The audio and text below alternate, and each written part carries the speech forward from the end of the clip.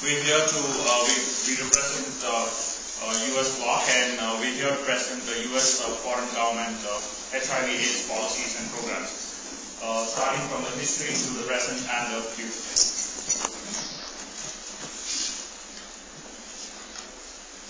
So through this presentation, we'll be taking you over to the events leading to the PEPFAR, which is a Presidential Emergency Plan for AIDS relief.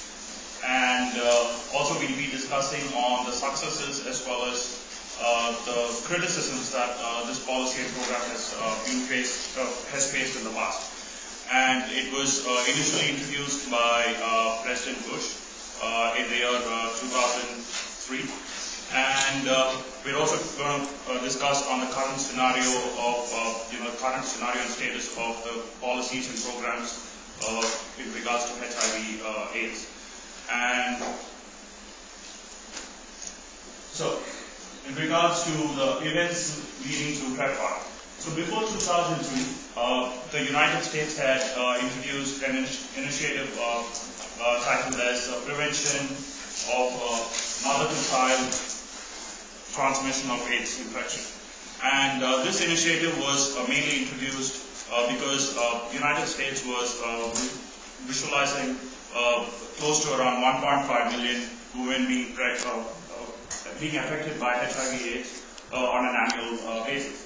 And this initiative helped provided medication as well as treatment facilities for all of these pregnant women, and brought the number of infections of the women affected by AIDS infection. And secondly, the U.S. Department of State also introduced the Global AIDS Coordinator Office, which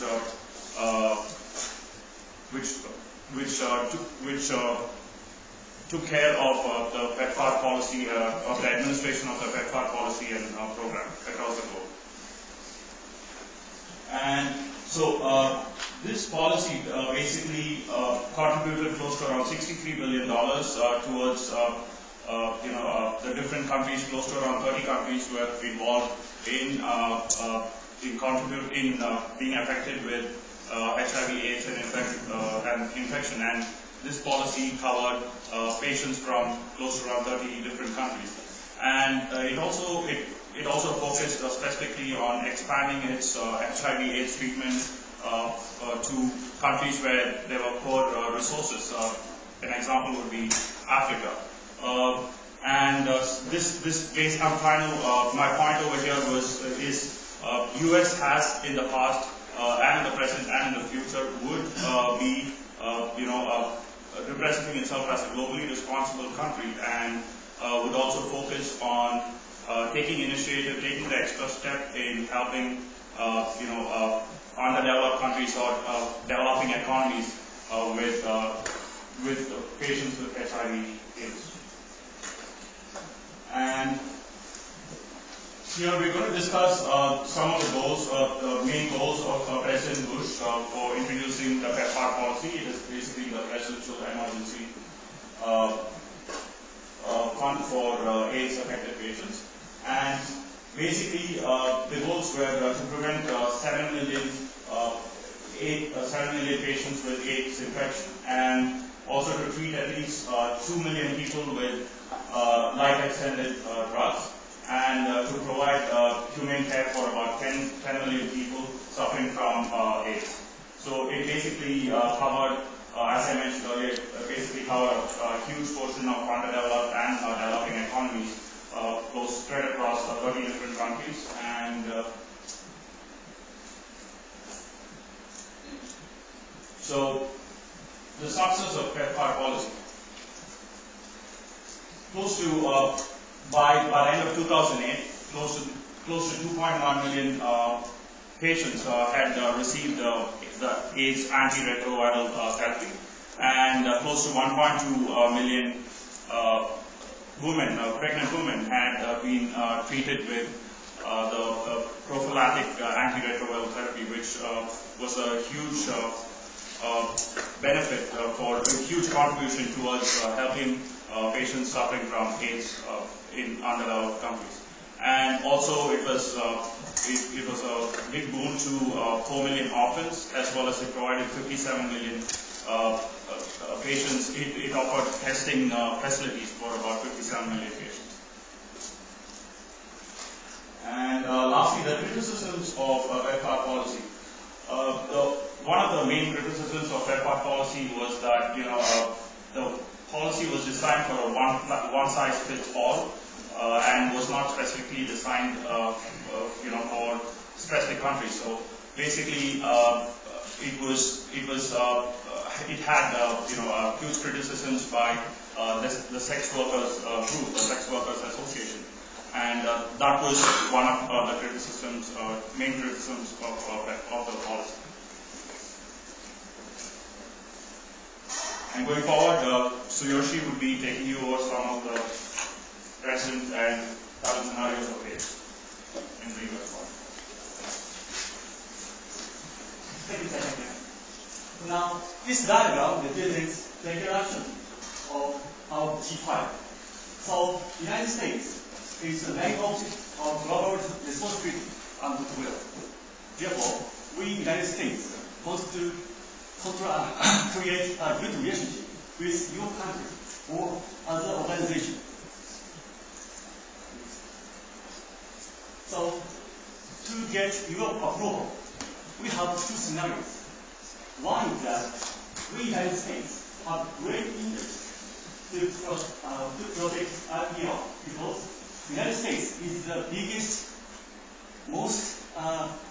biggest country which the IPR products export to other countries. And second one, the United States has the duty to address global epidemic diseases. So, based on these scenarios, we want to provide our solution. But before that, we mentioned about our relationship through the history. So, the relationship with the United States and India and Brazil. As you mentioned, India is the third largest epidemic country. The number is 2.4 million. Therefore, we, United States, provide 233 million through the PEPFAR bilateral funding from fiscal year 2004 to 2011. And second, the United States Agency for International Development and Brazil committed to promote developing countries, especially Africa. Also, the United States and Brazil signed agreements to enhance cooperation and trade and innovation. So we are partners. So we need to cooperate and to combat the HIV and AIDS. Next slide. And relationship with Sub-Saharan Africa. In 2008, the United States signed the partnership framework with Sub-Saharan Africa. And this partnership includes the 23 countries that most of the countries are Sub-Saharan Africans. So because of this fact, we, United States, mentioned lots of things to Sub-Saharan Africa to combat the disease. For the pharmaceutical companies and private sectors, Secretary of State Hillary Clinton said that the problem we face is not solved by government alone. So we need to cooperate with each other. So we offer you maximize philosophy for the developing countries. As for the NGO, as you know, the United States is the largest single contributor for global funding funds to fight AIDS, tuberculosis, and malaria consumption. And one example is that the United States provides lots of money through the PEPFAR bilateral funding. And the biggest country is the South Africa. And we spend 3.2 billion to the South Africa. And second one is Kenya, which also about 3 billion. So we provide lots of money to solve our problem. Not only for humanity, but also the all over the world. So from this side, here we will show our conclusion.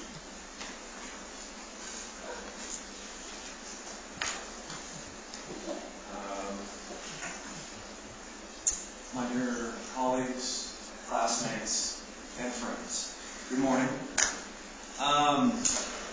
Today we're going to hear a lot of information. And there are a few questions I'd like to answer as well, dealing with our presentation. First of all, before I get started, I would love if you could just take a moment with your pencils and write down these words. Domestic use. Thank you, Chris. Domestic use, reasonable price, fair rules, particular drugs, and compensation. Thank you, Rodolfo, for writing that down. Now, just starting there, now I'd like to just review what we talked about in our presentation. In presentation 2, we talked about before and after PEPFAR. We talked about U.S. relations with the G5. And in the previous presentation, we talked about our domestic policies. Why did we do that? That was what I asked Tiago and asked Anabar. Because I wanted to be able to sit here and be able to talk more about negotiations. But we were, in our presentation, we were confined to just strictly talk about our HIV policy. And I kept asking that same question, why? Why did we do that? And finally, I suppose it might be this Thunderbird mystique that everybody keeps talking about. I had that done. Just to point out two things, and to be able to convey two things that the United States is able to do. Number one, we can negotiate. Number two, we can compromise.